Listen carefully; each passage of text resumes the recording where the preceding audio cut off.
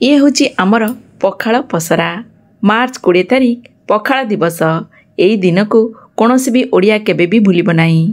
प्रति ओडियांकर परिचय होची पखाल। आमर पसंदर खाद्य पखाल। काहींकिना आमर आराध्य देवता महाप्रभु जगन्नाथंकर दिन आरंभ हुए पखालरू। श्रीमंदिरर टंक तोराणी यार प्रमाण। नियारा आमर संस्कृति, नियारा आमर खाद्यपेय।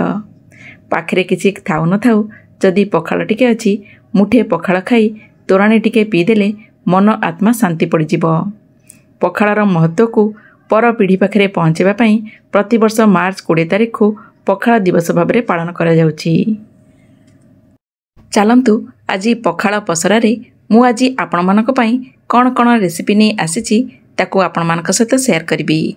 जदि वीडियोटी भल लागिबो प्लीज वीडियोटी को लाइक करदेबे, अन्य मानक सहित शेयर करिया को भूलिबे नहीं। मो पखाल तैयारी करिया पई प्रथम आमे भात बसिबा।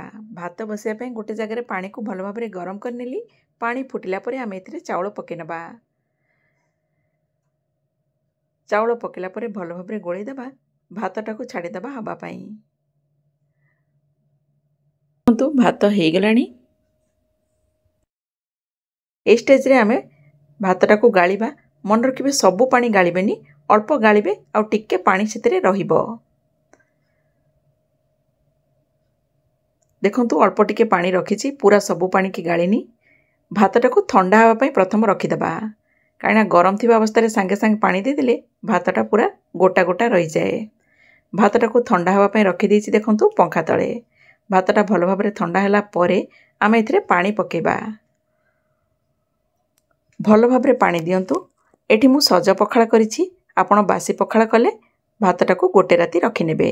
जेहेतु सज पखाल करिछि गोटे चामच दही दे देली। भल भाबरे पानी देकी अधिका टिके पानी देबे जेमति भातटा डुबिकी रहिबो। भल भाबरे पानी देकी पंखा तळे याको रखि देबा ठंडा हवा पई। एठी आमे बड़ी चूरा करिबा। बड़ी चूरा करिया पई प्रथमे सोरिष तेल नेली। बड़ीटा को भल भाबरे गोल्डन ब्राउन होला तक भाजी देबा। बड़ीटा भल भाबरे भाजी होला परे काढी देबा। काढ़ी की आमे ठंडा हवा पई टिके रखि देली। एना बड़ीटा को हेमदस्तारे भल भाबरे कुटिकी चूना करनबा। ग्राइंडर रे भी करि परिबे, किंतु एमती कुटी कुटी करंतु देखिबे तार टेस्ट बहुत भल लागिबो। भल भाबरे बड़ीटा चुरला परे गोटे जगह रे काढी देली। रसुण सेथरे नेली, गोटे कंचा लंका, पियाज ताकू भी भल भाबरे छेची देबा। छेचिकी बड़ी सांगरे मिसेई देबा। जेतेबेले खाइबे सेतिबेले मिसेबे। टिके लुण आ टिके कंचा सोरिष तेल पके नेली। बड़ी चूरा रेडी हे गला। एठी मु करिछि भेंडी भजा। भेंडी को काटी देछि। एथिरे पके देबा गोटे बड़ चामच बेसन, आधा चामच धनिया गुंड, हळदी गुंड, लंका गुंड। भल भाबरे ताको मिक्स कर देबा। भल भाबरे मिक्स कला परे एथिरे लुण भी स्वाद हिसाब रे पकेकी भल भाबरे गोळी देबा। पैन रे तेल गरम करके भेंडीटा को भाजी नबा। बर्तमान भेंडीटा को हल्का गोल्डन ब्राउन होला तक भाजी नेबी। मझिरे मझिरे टिके टिके घांटी दउथिबे।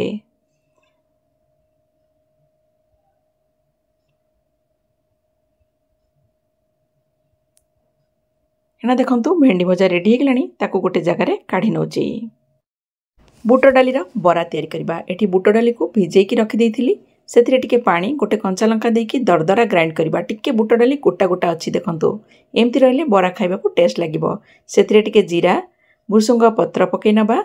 चाहिले कंचा लंका काटिकी भी देई परिबे। पियाज पके नेली, चुन चुन काटी नेछि। लुण स्वाद हिसाब रे पकेकी भल भाबरे गोळी देबा। गोळेला परे पैन रे तेल गरम करके बर्तमान ताको भाजी नबा। मु एठी भाजीछि। आपण चाहिले अधिका तेल देकी छाणी परिबे। गोटे पटे हल्का गोल्डन ब्राउन होला परे उल्टेबा। चारिपटे भल भाबरे गोल्डन ब्राउन होला परे बाहर कर देबा। मन रखिबे गैस रो फ्लेम को लो मीडियम रखिबे, बेसी हाई रखिबेनी। काहेकि ना भीतर पटु हबो, नले ऊपर संगे संगे जळी जिवो आ भीतरटा कंचा रहइबो। धीरे धीरे हबो तो भीतर ऊपर पूरा क्रिस्पी रहइबो, खाइबा को मजा आसे जिवो। देखंतु बरा रेडी हे गेला। ताको गोटे जगह रे काढी नउची।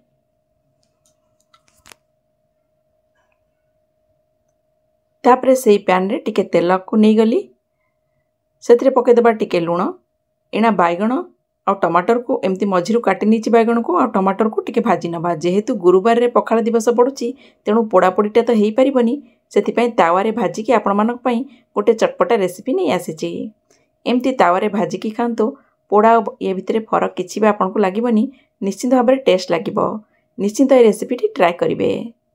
टमाटो और बैगन को गोल्डन ब्राउन है तक भाजवा जमती टमाटो नरम हो बैगनटा भी नरम हो घोड़े की मझे मझे घाटी दौथे आ घोड़े दौथे। देखूँ बढ़िया भाव में टमाटर बैगनटा हो गलानी ताकू गोटे जगह को काढ़ी नबा आ ठंडा हवाई रखी नबा। ठंडा है परे टमाटो उपरू चोपा छड़े नबा बैगन भी चोपा छड़े नबा। सबूर चोपा छड़ेला परे भल भाव में आम या चकटी नबा। कहीं गुरुवार रे जेहेतु पखाला दिवस पड़ुची पोड़ापोड़ी करके खाइबा तो संभव नुहे से एमती करके खातु बढ़िया टेस्ट लगिबो। एथिरे कंचा सोरिष तेल पकईदेली स्वाद हिसाब रे लुण काटिक रखिथिबा पियाज धनिया पत्र लंका पकईकी भल भाव में चकटी नियंतु। जेतेबेले खाइबे आ संगे टिके तोराणी पकईकी चकटी नेबे आहुरी टेस्ट लगिबो। एठी मु मसला रे सोरिष जीरा कंचा लंका आउ रसुण नेची छुई आलू भाजिबा। छुई आलू को काटी देइथिली एथिरे टिके पानी पके नबा लुण पके नबा हळदी गुंड पके नबा। से सोरिष को जो बाटिक रखी ताको भी पके नेली। पकेला परे कभर करके छुई आलूटा को सीझा को छाड़ीदबा आ पानी भी ता भितर मरीज पूरा ड्राए हवा तक आम या छाड़ीदबा। देखो छुई आलू पूरा बढ़िया भाव में ड्राए होगलानी मसला रे आ पानी नहीं आपको गोटे जगह को काढ़ी नौची पैन रे टिके तेल गरम करके एठी छुई आलू को पकईकी भाजी नबा। छुई आलू को गोल्डन ब्राउन हल्का हल्का हला तक भाजिबा। मझे मझे टिके टिके घाटी दौथे। एमती तो पखाल रे जहाँ भी किसी आइटम हो खाइबा को भल लगे। छुई आलू को हल्का हल्का गोल्डन ब्राउन है तक भाजिकी गोटे जगह काढ़ी नौची। देखो छुई आलू बढ़िया भाव में भाजी होगलानी गोटे जगह काढ़ी नबा।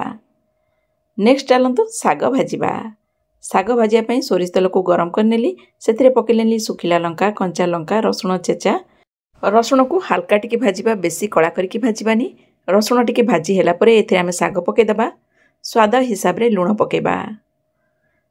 लुण पकेला परे सागटा को छाड़ीदेबा हवा पाई।